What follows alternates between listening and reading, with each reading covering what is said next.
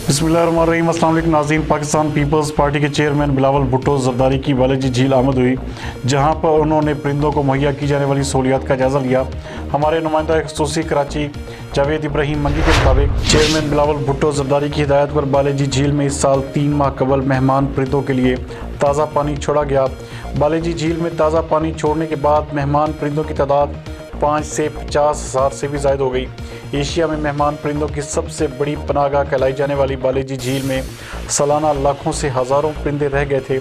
Chairman Bilawal Bhutto की खुसूसी दिलचस्पी के बाद मेहमान परिंदे इंडस फ्लाई हाईवे के अपने आखिरी मस्कन की जानब दोबारा ठिकाना बनाने लगे हैं।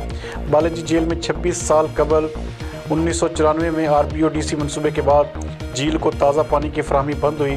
मेहमान परिंदे सर्दियों में 6000 किलोमीटर का फासला तय करके बालाजी झील में अपनी आखिरी पनाहगाह पहुंचकर वापसी का सफ़र करते हैं। चेयरमैन बिलावल भुट्टो जरदारी ने झील किनारे सफ़ेद नारियल का पौधा भी लगाया। मज़ीद देखते हैं जावेद इब्राहिम मंगी की ये रिपोर्ट। वर्ल्ड फेमस बालाजी, इसका इंटरनेशनल स्टेटस भी है। इसमें जो इसमें क्रोकोडाइल पॉपुलेशन भी है। एक स्पोर्टिंग स्कोप पर सर चलित है, बंद के रखो।